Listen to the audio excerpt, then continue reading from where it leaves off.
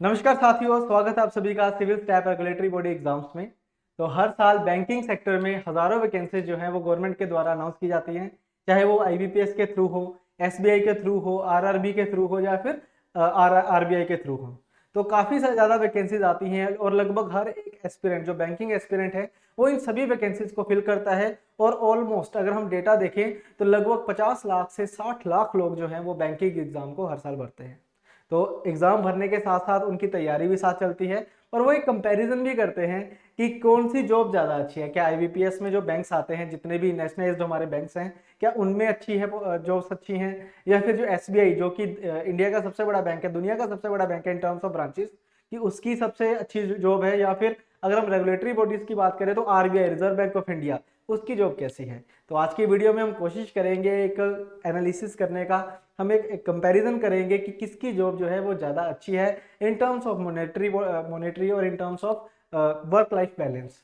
तो हम सारा डिस्कस करेंगे कि किस तरीके से जॉब रहती है इनकी, क्या इनकी सैलरीज होती हैं और कौन सी जॉब किस स्टूडेंट के लिए ज़्यादा बढ़िया रहने वाली है। तो दोस्तों, वैसे इसमें मैं आरबीआई को भी करने वाला हूँ, फिट करने वाला हूँ, आरबीआई ग्रेड बी को। हालांकि ये तो मेरे ख्याल से ठीक नहीं है, आईबीपीएस और एसबीआई के साथ नहीं कर पाएंगे हम इसका कंपैरिजन, क्योंकि RBI is far much better than other banking sector jobs. लेकिन फिर भी कोशिश करेंगे कि आपको सबका बताऊं। मैं एक कंपैरिजन नहीं होगा, बेसिकली मैं आपको इन्फॉर्मेशन दूंगा कि किस तरीके से वर्क कल्चर है, क्या सैलरीज की बात है। ठीक है, तो शुरुआत करेंगे हम सबसे पहले आईबीपीएस की। तो आईबीपीएस की अगर हम बात करें तो आईबीपीएस यानी कि institute for banking personal selection, इसमें क्या है, जितने भी हमारे नेशनलाइज्ड बैंक है, जैसे आपने नाम सुने होंगे, इंडियन बैंक है, पंजाब नेशनल बैंक है, इसके अलावा इंडियन ओवरसीज बैंक है, काफ़ी सारे बैंक्स हैं जो हर साल बैंक पीओ, प्रोबेशनरी ऑफिसर और क्लरिकल के लिए अपनी वैकेंसीज को अनाउंस करते हैं आईबीपीएस के द्वारा। इसमें आपको स्पेशलिस्ट ऑफिसर, प्रोबेशनरी ऑफिसर और क्लरिकल की वैकेंसीज देखने को मिलेंगी। और हर साल एक बार तो इनकी वैकेंसी जो है वो आपको आती ही आती, मिलती ही मिलती है। तो ये लगभग अगस्त या सितंबर में इसकी वैकेंसी आती है। इसका जो एग्ज़ाम है वो अक्टूबर नवंबर में प्रीलिम्स और दिसंबर और जनवरी में इसका मेंस भी कंडक्ट करवा लिया जाता है। और 1 अप्रैल को इसमें फाइनल मेरिट भी आपकी आ जाती है। अगर हम बात करें सैलरी की, तो इन तीनों ब्रांचेस में, आरबीआई, एसबीआई और आईबीपीएस में अगर देखा जाए तो सबसे कम सैलरी जो है वो आईबीपीएस में ही आपको मिलेगी, क्योंकि इसमें जो आपकी पोस्टिंग भी है वो आपको सिटीज़ में भी होगी, इसमें रूरल एरियाज में भी आपकी पोस्टिंग रहेगी। लगभग ऑल ओवर इंडिया में कहीं भी आपकी पोस्टिंग हो सकती है। अगर मैं पीओ की बात करूं, अगर मैं क्लरिकल लेवल की बात करूं, तो क्लरिकल लेवल में आपको जो पोस्टिंग मिलेगी वो मिलेगी स्टेट वाइज। जिस स्टेट में भी आपने फिल किया होगा उसी स्टेट में ही आपको उसकी पोस्टिंग जो है वो देखने को मिल जाएगी। तो सैलरीज जो है वो लगभग ये मान के चलिए, अगर आप क्लरिकल ज्वाइन करते हो तो ऑलमोस्ट इन हैंड आपको 30,000 के अराउंड मिलेगी। और अगर आप एज ए पीओ ज्वाइन करते हो तो इन हैंड आपको जो इनिशियल सैलरीज है वो 45 to 50,000 के बीच आपकी रहने वाली है। Depend on the area of the service, कि कहाँ आप सर्विस कर रहे हो अभी, उस एरिया के अकॉर्डिंगली आपको सैलरी जो है वो दी जाती है। दूसरे नंबर पे अगर हम बात करें, पहले सैलरी को कंपेयर करते हैं। अगर मैं एसबीआई की बात करता हूं तो एसबीआई में भी सेम इसी तरीके से चलता है।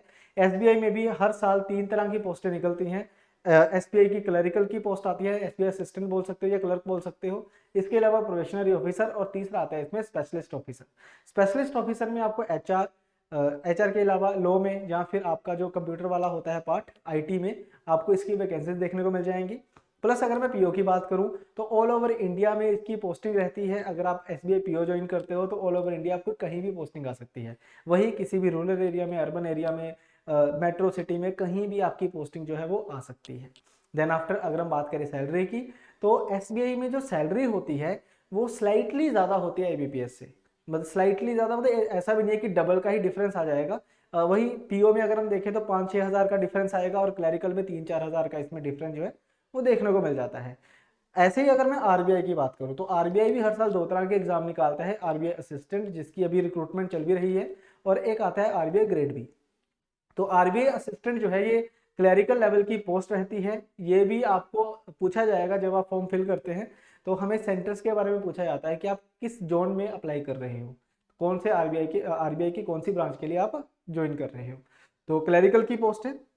ऐसे आरबीआई ग्रेड बी की अगर हम बात करें तो ऑल ओवर इंडिया की ये पोस्ट होने वाली है। इसमें अगर सैलरीज की बात करें तो आरबीआई असिस्टेंट की सैलरी जो है वो एसबीआई क्लर्क से भी ज़्यादा होती है। लगभग 4-5 हज़ार का डिफरेंस और आ जाता है, 35 to 40 के बीच इसकी सैलरी रहती है। और अगर मैं आरबीआई ग्रेड बी की बात करता हूँ तो ये सिटी पे डिपेंड करता है। अगर आप अच्छी सिटी में हो, मुंबई वगैरह में हो, तो आपकी सैलरी 1 लाख तक भी पहुंच जाती है। नॉर्मली ये 80-85 के अराउंड 80 to 85,000 के बीच इसकी सैलरी रहती है। तो ये था हमारे पास मॉनेटरी कंपैरिजन की सैलरीज में क्या होता है। तो आई होप अभी आपको लग रहा होगा कि हाँ आरबीआई में सैलरी बहुत अच्छी है, इसको ज्वाइन करना चाहिए। कुछ सोच रहे होंगे कि नहीं एसबीआई में अच्छी सैलरी है, इसको ज्वाइन करना चाहिए। तो देखो, अगर हम बात करें कि कौन सी सर्विस ज़्यादा अच्छी है, कौन सा बैंक ज़्यादा अच्छा है, तो उसके लिए सिर्फ सैलरी नहीं देखनी है हमने। अब नेक्स्ट जो हमारा पार्ट होने वाला है, इसमें हम चेक करेंगे कि वर्क कल्चर क्या है, यानी कि कितने डेज में, वीक में कितने डेज आपने जाना है, वो सारे डिस्कस करेंगे। तो अगर मैं वर्क लाइफ की बात करूं तो आईबीपीएस और SBI in terms of leave लगभग सेम है, कोई डिफरेंस नहीं है। सेकंड और फोर्थ सैटरडे छुट्टी है, संडे को छुट्टी है। इसके अलावा जितनी भी गवर्नमेंट हॉलीडेज होती हैं उसमें आपको छुट्टी मिलती है। तो ये तो हो गया हमारे पास एसबीआई और आईबीपीएस का। ये दोनों जो जॉब्स हैं इनकी अगर मैं बात करूं तो ये पब्लिक डीलिंग बहुत ज़्यादा है। एसबीआई की अगर मैं बात करूं तो एसबीआई का जो वर्कलोड है वो आईबीपीएस से तो ये मान के चलो ऑलमोस्ट डबल है। क्योंकि एसबीआई की अगर हम बात करें तो एसबीआई जो है वो सबसे ज़्यादा कंज्यूमर्स जो है वो एसबीआई के साथ एसोसिएटेड है। आप किसी भी बैंक के अदर बैंक के साथ अगर कंपैरिजन करोगे एसबीआई का, तो ऑलमोस्ट डबल हो जाता है ये। एसबीआई में ब्रांचेस भी बहुत ज़्यादा है और काफ़ी एसबीआई के कस्टमर्स भी हैं as compare to other banks which comes under the IBPS. तो इस हिसाब से अगर हम देखें तो जो वर्क लाइफ है, अगर मैं हेक्टिकनेस की बात करूं तो एसबीआई में जो जॉब है वो काफ़ी हेक्टिक होने वाली है as compare to other banks which comes under the IBPS. ठीक है, लेकिन अगर मैं बात करूं आरबीआई की, तो आरबीआई की जो जॉब है ये बिल्कुल भी आप पब्लिक डीलिंग तो इसमें है ही नहीं बिल्कुल भी।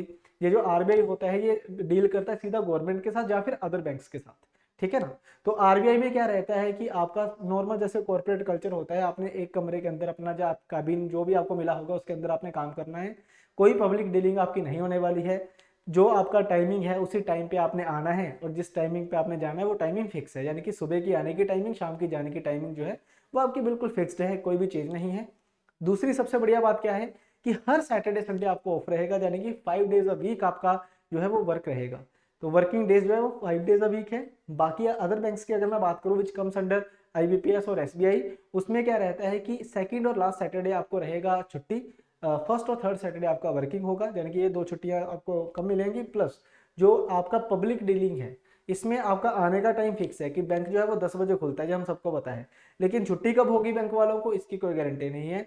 अगर आप पीओ हो, प्रोफेशनल ऑफिसर हो, ऑफिसर रैंक पे हो, तो उस केस में आपको 6 भी बज सकते हैं, 7 भी बज सकते हैं। और ये एसबीआई में ज़्यादा फ्रिक्वेंट है।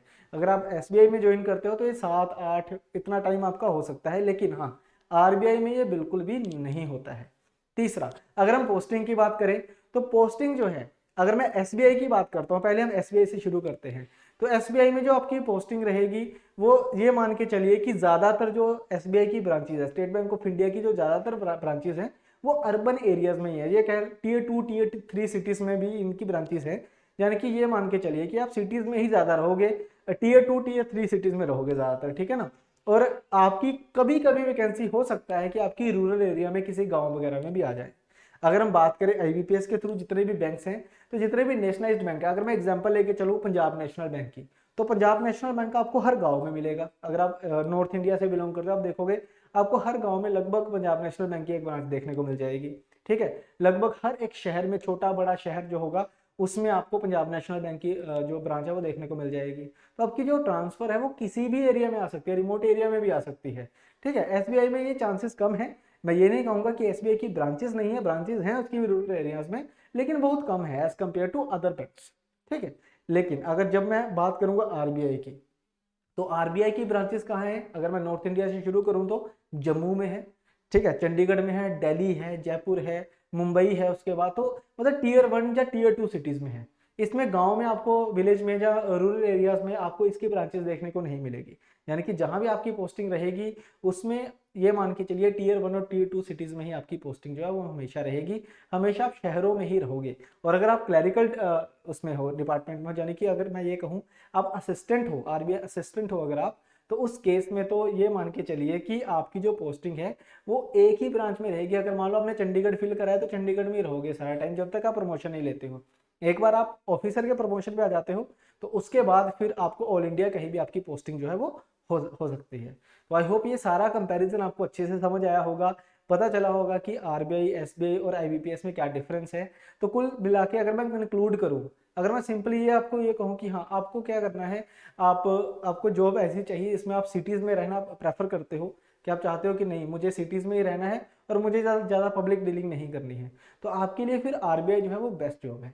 अगर आप में से ऐसा कोई पर्सन है वो चाहता है कि मुझे पब्लिक डीलिंग करनी है ज़्यादा से ज़्यादा, मुझे मुझे लोगों से ज़्यादा मिलना है, अलग अलग जगह पे जाना है, तो उसके लिए फिर मैं कहूँगा कि एसबीआई बैंक जो है वो आपके लिए बेस्ट रहेगा। अगर कोई आप में से ऐसा है कि नहीं मुझे तो अपने गाँव के पास ही रहना है, वही ट्रांसफर मिल जाए तो ज़्यादा अच्छा है, तो फिर आईबीपीएस जो है वो बेस्ट रहेगी आपके लिए, ठीक है ना। तो इस तरीके से सारे के सारे जो बैंक्स हैं, मैं ये कहूँगा कि बुरा तो कोई भी नहीं है, लेकिन हाँ अगर मैं असेंडिंग ऑर्डर में देखूँ, अगर मैं एक कॉमन अगर एक चीज़ निकालूँ तो सबसे बढ़िया जो रहता है, जब सबसे बढ़िया जो पोस्टिंग का कह लो या मॉनेटरी वाइज कह लो, आरबीआई बेस्ट है। उसके बाद दूसरे नंबर पे आईबीपीएस के बैंक्स हैं जो बेस्ट हैं, क्योंकि जो हेक्टिकनेस वो कम है, वर्क हेक्टिक जो है वो बहुत कम है as compare to SBI. SBI को मैं लास्ट रख रहा हूँ, सैलरी चाहे इसमें ज़्यादा है, लेकिन इसमें जो हेक्टिक रहता है, जो शेड्यूल आपका वो ज़्यादा होता है। तो इसी के साथ आज की वीडियो मैं कंक्लूड करता हूँ, मिलेंगे नेक्स्ट क्लासेस में, तब तक के लिए thank you very much, bye bye.